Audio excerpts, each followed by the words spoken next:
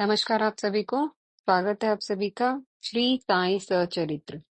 आज से हम शुरू करने वाले हैं द्वितीय सोपान। तो चलिए शुरू करते हैं द्वितीय सोपान का पहला पाठ। पागल जो समझता है वह खुद पागल है। मनुष्य के जिन क्रियाकलापों का औचित्य या उद्देश्य समझ से परे हो, उन क्रियाकलापों को पागलपन की हरकतें कहा जाता है।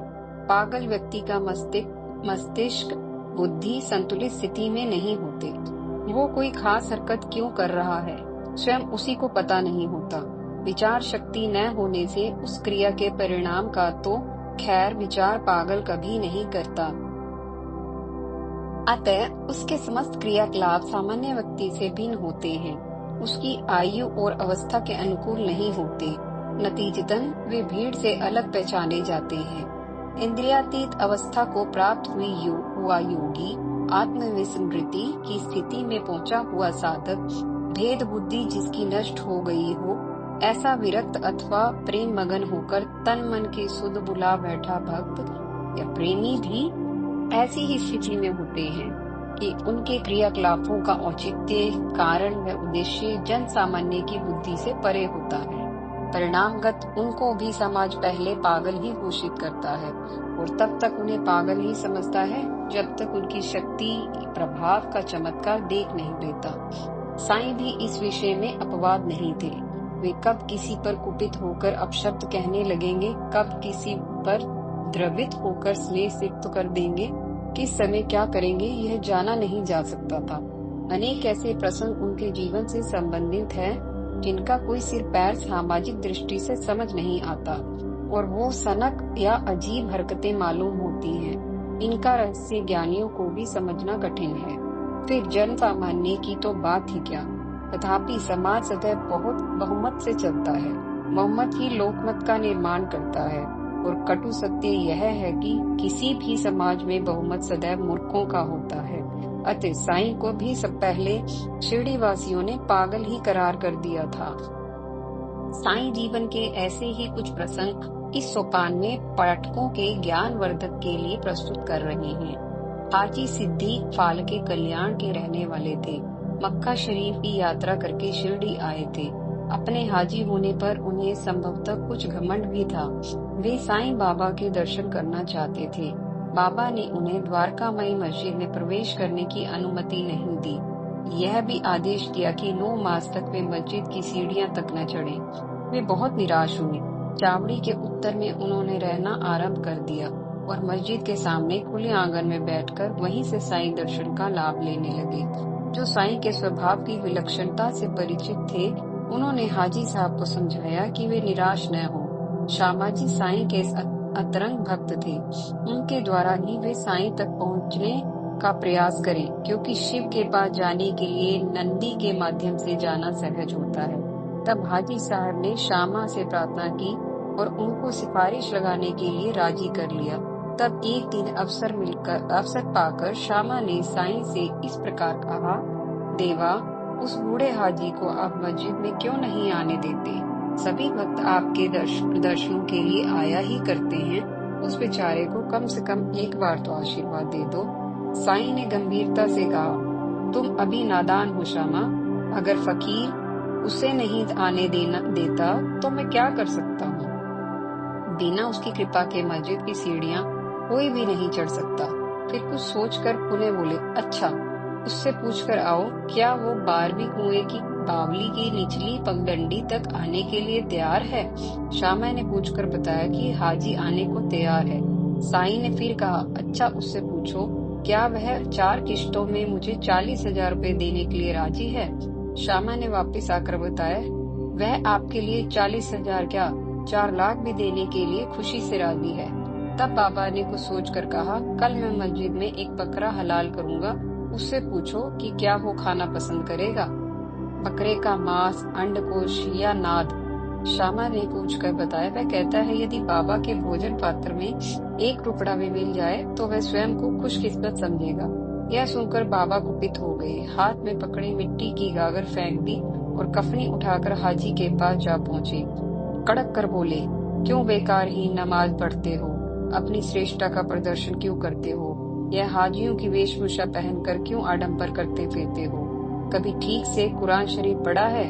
तुम्हें अपनी हज यात्रा का अभिमान हो गया है, पर तुम मुझे जानते नहीं हो।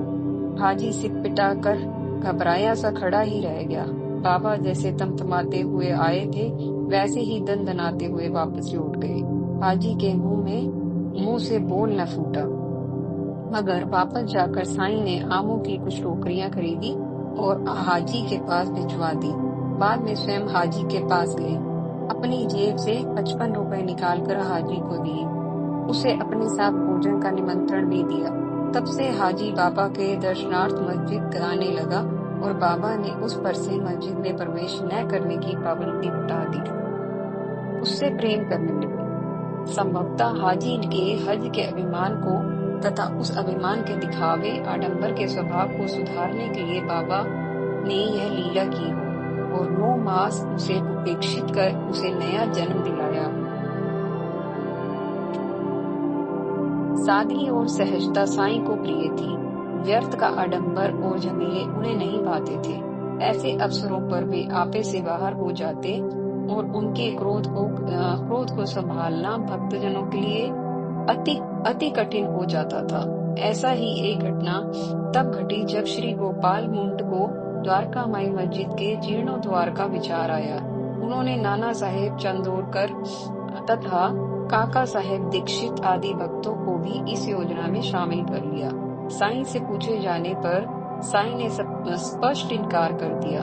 तब स्थानीय भक्त खालसापति ने अत्यंत आग्रह करके किसी प्रकार साईं को मना लिया। इस प्रकार भक्तों के प्रेम का मान रखने के लिए साईं ने स्वीकृति दे दी। यद्यपि यह उनके स्वभाव के ऐन विपरीत था, तथापि किसी कवि ने जैसा कि क्या खूब कहा भी है, प्रबल प्रेम के पाले पड़कर प्रभु को नियम बदलते देखा, अपना मान भले टल जाए भक्त का मान न टलते देखा।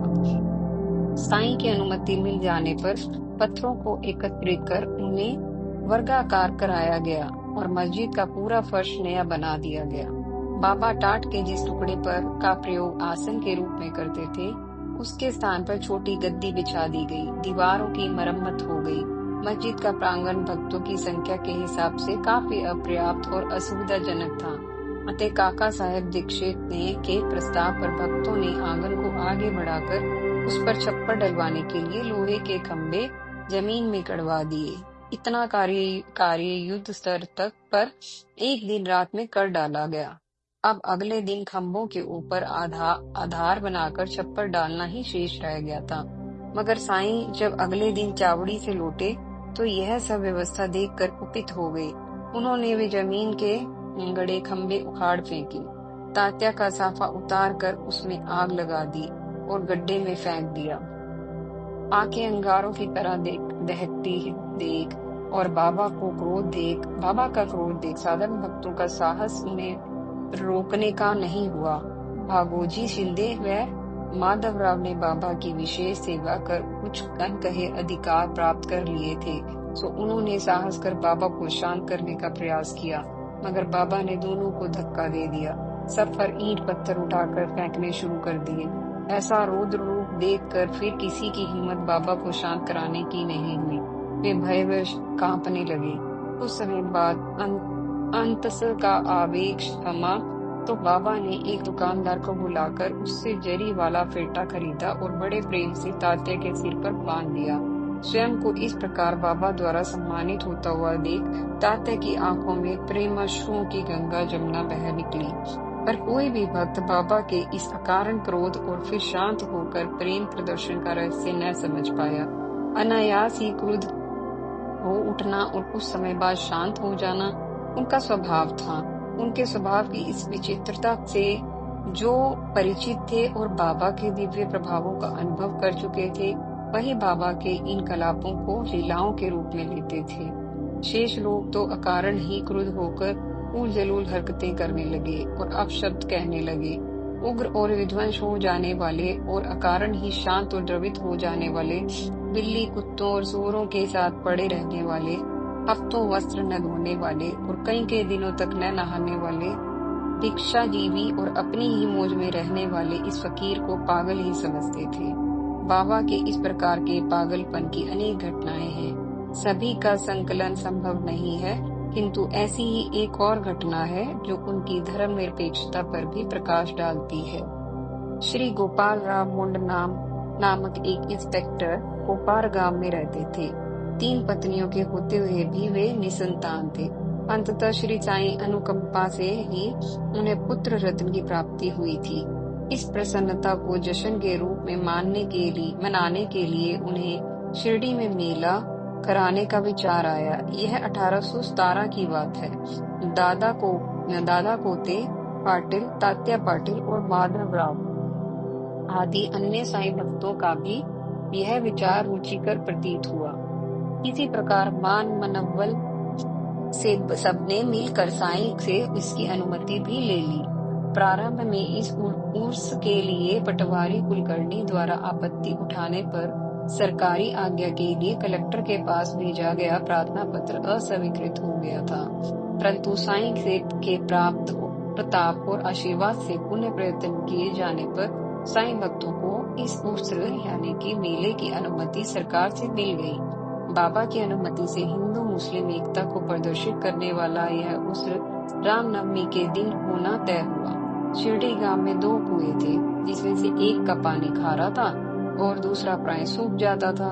उर्स के अवसर पर विशाल जन समुदाय के लिए जल प्रबंध भी एक बड़ी समस्या थी, जिसे साईं के खारे कुएं में एक पुष्प डालकर दूर किया। साईं के कर स्पर्श के प्राप्त से उस पुष्प के डलते ही कुएं के जल का खारापन समाप्त हो गया और वह जल मीठे जल में परिवर्तित हो गया। तब गोपाल राव के मित्र दामू अन्ना कासार, जो अहमदनगर के बाशिंदे थे और गोपाल राव की ही भांति साईं कृपा से पुत्र रत्न प्राप्त कर चुके थे, ने एक बड़ा ध्वज साईं की कीर्ति पताका के प्रतीक स्वरूप दान दिया। एक ध्वज साईं के दूसरे भक्त जागीरदार नाना साहेब निमोणकर ने भी दान दिया। ये दोनों ही ध्वज द्वारकामाई मस्जिद के कोनों पर फहरा दिए गए थे। इस उर्स में हिंदू लोग ध्वज और मुस्लिम लोग चंदन लेकर जुलूस में चलते हैं। चंदन, धूप तथा लोबान आदि थालियों में भरकर सिद्ध मुस्लिम संतों के समान में मस्जिद पहुंचाया जाता है और वहां दीवारों पर डाल दिया जाता है। यह परंपरा आज तक जारी है। ओरहल के निवासी अमीर शक्कर ने इस चंदन समारोह को उर्स से जोड़ने का शुभारंभ किया था। साईं के भक्त हिंदू भी हैं और मुस्लिम भी, और साईं को भी कुछ लोग हिंदू मानते हैं, कुछ मुस्लिम। अतः साईं का यह उर्स हिंदू मुस्लिम एकता को प्रदर्शित करता है। साईं के चावड़ी विश्राम करने जाने पर लगातार धूली जलने के लिए काली हो गई मस्जिद की दीवारें इसी उत्सव से ऐन पूर्व महिलाएं लीपा पोत कर साफ करती हैं और मस्जिद इस प्रकार पुताई व पूर्ण सफाई से नए के समान हो जाती है, जिसे दिवाली से पहले हिंदुओं के घर की सफाई पुताई से नए हो जाते हैं। इसी उत्सव में एक बार जब साईं की अनुमति लेकर राम जन्मोत्सव का आयोजन भी जोड़ दिया गया था, तब उत्सव के दौरान उड़ने वाले गुलाल के कई कण साईं की आंख पे संयोग से जा पड़े। साईं एकदम क्रुद्ध होकर अपशब्द कहने लगे और उर्स के नाम पर एक एक कर आयोजन बढ़ाते जाने को कोसने लगे। सभी उपस्थित जन तब घबरा गए कि कहीं साईं रौद्र रूप धारण कर आयोजन के प्रबंधों का विध्वंस न आरंभ कर दे। राधा कृष्ण माई इसी आशंका से वहां रखा रामलीला का पालना हटाना चाहा, किंतु साईं ने ऐसे करने से उन्हें मना कर दिया। कुछ ही क्षण बाद साईं पूर्ववत सहज होकर आयोजन का आनंद लेने लगे। शक्ति के आवेग को संभालना अति दुष्कर होता है। बलशाली घोड़ा प्राय बिदका भी करता है। अतः साईं के साथ भी वक्ती तौर पर क्रोध को लेकर रस्साकशी की स्थिति उत्पन्न होती रहती थी, तथापि वे मात्र शारीरिक स्तर पर ही रहती थी। क्रोध में भी बाबा कभी मानसिक व आत्मिक शक्तियों का प्रयोग नहीं करते थे। इससे यह सहज ही सिद्ध होता है कि उनका संयम क्रोध की स्थिति में भी बना रहता था, या वो अति शीघ्र स्वयं को संयमित और व्यवस्थित कर लिया करते थे। यह साईं के स्वभाव की अद्भुत विशेषता थी। तो चलिए इसी के साथ हम समाप्त करते हैं दूसरे सोपान का प्रथम अध्याय। अगले अध्याय में आपसे फिर मिलेंगे। तब तक के लिए आपका बहुत बहुत धन्यवाद।